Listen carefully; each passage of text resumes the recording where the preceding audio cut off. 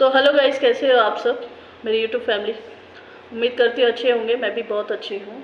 Guys, आज का topic हमारा ऐसा रहेगा कि हम डॉक्यूमेंट कैसे चेक करें।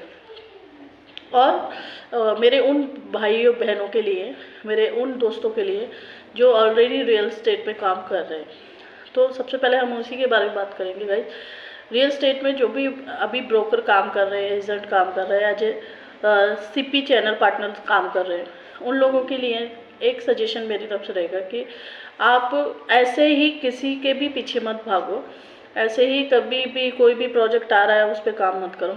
एक जेन्युइन प्रोजेक्ट ढूंढो, सॉरी, और उस प्रोजेक्ट पे आप काम करो। एक अच्छा बिल्डर ढूंढो और उस प्रोजेक्ट पे आप काम करो। देखिए गाइज, मैं हमेशा अपने वीडियो में बताती हूँ, मेरे ऐसे बहुत से दोस्त हैं, ऐसे बहुत से फ्रेंड्स हैं जो अभी घर पे बैठे हुए हैं। एक बात आप भी समझो कि आप लोग घर पे क्यों बैठे हो, आपको काम क्यों नहीं मिल रहा है। तो अपने अंदर भी आप इम्प्रूव करो। आप कहाँ पे कम पड़ रहे हो, कहाँ आपसे मिस्टेक हो रही है, या फिर किस रीजन से आपके पास काम नहीं आ रहा है। काम आएगा गाइज, अगर आप ईमानदारी और मेहनत से काम करोगे तो कोई भी आपको, कोई भी बिल्डर, कोई भी अच्छा प्रोजेक्ट आपको मिलेगा ज़रूर। गाइज, हमेशा बात याद रखो कि हमें शॉर्टकट कुछ नहीं लेना होता है, शॉर्टकट है ही नहीं। और जो लोग शॉर्टकट लेते हैं वो लोग कभी भी आगे सक्सेस नहीं होते।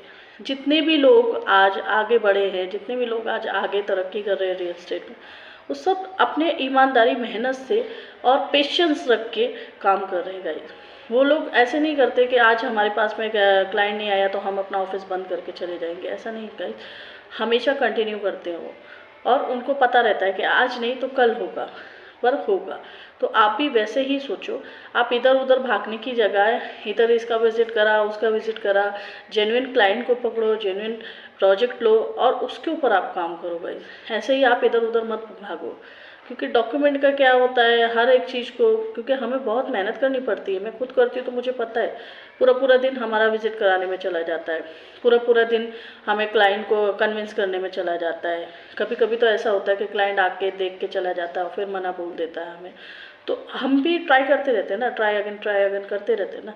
तो वैसा ही है रियल एस्टेट का बिजनेस। आप ऐसा मत सोचो कि आपने एक प्रॉपर्टी दिखा दी, दो प्रॉपर्टी दिखा दी तो हो गया काम, हाँ आ जाएगा क्लाइंट, क्लाइंट कन्विंस हो जाएगा, क्लाइंट ले लेगा। ऐसा नहीं है। ये रियल एस्टेट के अंदर बहुत तरीके के क्लाइंट आते हैं, और आप जितने उन्हें ऑप्शन दोगे उतना आपका जो बिज़नेस है वो बढ़ेगा, उतने आपके चांसेस हो जाएंगे बुकिंग के। तो आप एक ही प्रोजेक्ट लेके मत बैठो। मेरे हिसाब से आप जेन्युइन प्रोजेक्ट लो। अगर फ्लैट का है तो वो फ्लैट भी अच्छे रेरा जो अप्रूव्ड है उन पे आप काम करो, शॉप्स पे काम करो, है ना। और खेती जोन का तो ऐसा है गाइस कि अभी खेती जोन में तो कोई काम करना इंटरेस्ट ही नहीं ले रहा है। मैं खुद करती थी, मैंने खुद अभी बंद किया खेती जोन में काम करना। तो गाइस, या तो आर जोन या रेसिडेंशियल जो भी है आपका, एनए या फिर कमर्शियल और फ्लैट स्कीम। तो ऐसे ही आप प्रॉपर्टी ढूंढो। जो मेरे सर्कल में है, मेरे एजेंट है, मेरा ग्रुप है, उन लोगों को भी ये बातें समझनी चाहिए। चाहे आप बुज़ुर्ग हो, चाहे आप यंग हो, या फिर आपने स्टार्ट किया है, तो पहले प्रॉपरली आप स्टडी करो कि आपको किस पे काम करना है। आप एक माइंड सेट करो कि किस प्रोजेक्ट पे आपको काम करना है, कौन से आप रेसिडेंशियल में करोगे, एनए में करोगे, कमर्शियल में करोगे, वो चीज़ें आप सोच के काम करो। जितनी क्लियर प्रॉपर्टी होगी, जितना अच्छा प्रोजेक्ट होगा, उतना ही आपको क्लाइंट अच्छा मिलेगा, आपकी बुकिंग जल्दी होगी और आपको आगे काम करने को इंटरेस्ट आएगा।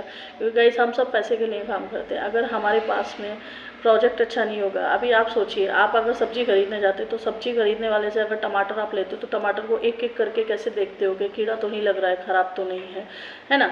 और तब जाके हम उससे सब्जी लेते हैं, चाहे वो 10 रुपये किलो क्यों ना हो। तो गाइस, क्लाइंट भी तो आपसे लाखों की चीज़ परचेस करता है ना।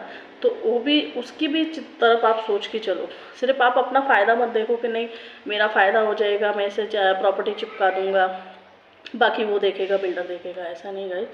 आप सबसे पहले बायर की क्या रिक्वायरमेंट है, बायर का बजट क्या है, कैसा बायर है, उसको अंडरस्टैंड करके फिर आप उसे ऑप्शन दीजिए प्रॉपर्टी का। अगर आप बायर को समझोगे तो बायर एक ऐसी चीज़ है गाइस कि बिल्डर या फिर अच्छे प्रोजेक्ट से हमारा काम नहीं चलता। हमारा काम होता है, हमें बेनिफिट मिलता है बायर से, ठीक है। तो जो बायर है, अगर उसको आप अच्छे से कन्विंस करना जानते हो, उसकी जो नीड है वो समझते हो, है ना, उसकी क्या रिक्वायरमेंट है, उसके हिसाब से उसे अगर आप प्रॉपर्टी दिखाते हो, है ना, ऑप्शन देते हो, तो देखिए गाइस, अगर आपने 3 ऑप्शन रखे तो 3 में से एक तो करेगा ना प्रेफर कि हाँ ठीक है चलो इस पे हम देखते हैं या विजिट करते हैं, है ना। तो आपके चांसेस बढ़ गए ना, आपके पास से रिटर्न नहीं हुआ कस्टमर। ये बातें आप हमेशा सोच के रखो कि मैं कितने ऑप्शन दे सकता हूँ, कितना अच्छा प्रोजेक्ट अपने पास में ले सकता हूँ, कितने अच्छे क्लाइंट को मैं कन्विंस कर सकता हूँ। ये छोटी छोटी चीज़ें हैं जो हम लोग नहीं समझ पाते। हम लोगों का माइंड एक ऐसा सेट हो गया है एजेंटों का कि नहीं, हमें तो प्रॉपर्टी चाहे वो झोल की हो, चाहे उसके डॉक्यूमेंट क्लियर ना हो, हमें उससे कुछ लेना देना नहीं, हमें तो सिर्फ क्लाइंट पकड़ना है, क्लाइंट को बेचनी है, कैसे भी उसको चिपका देनी है, बाकी का अगर उसका नुकसान होता है तो होने दो। गाइस ऐसा कभी नहीं करना, क्योंकि आज अगर आप किसी को प्रॉपर्टी बेच रहे हो और वो प्रॉपर्टी क्लियर नहीं है, वो प्रॉपर्टी में अगर सामने वाला फंसा तो लौट के ज़िंदगी में, ठीक है उसका पैसा फंस जाएगा, ठीक है उसको प्रॉपर्टी नहीं मिलेगी, वो भी ठीक है, पर वो लौट के कभी आपके पास में आएगा क्या? हाँ, और मार्केट में 4 लोगों को और बोलेगा कि वो उस पे एजेंट के साथ में मैंने डील किया था, वो एजेंट ऐसा है, उसका तो वो तो प्रॉपर्टी झोल की बेचता है ना, तो मार्केट में भी आपका नाम खराब हो गया। तो आप अपनी रेपुटेशन, अपने नाम को खराब मत कीजिए। नीट तरीके से आप अच्छे वे से जाके, अच्छे रास्ते से जाके आप काम कीजिए। आप ये मत सोचिए कि मुझे ज़्यादा पैसा आना चाहिए, आप ये सोचिए कि मैं लोगों को अच्छी प्रॉपर्टी कैसे दिला सकता हूँ, क्योंकि हम एजेंट हैं, हम क्या हैं, हम बीच का वो एक कड़ी हैं जो बिल्डर और बायर दोनों को जोड़ते हैं।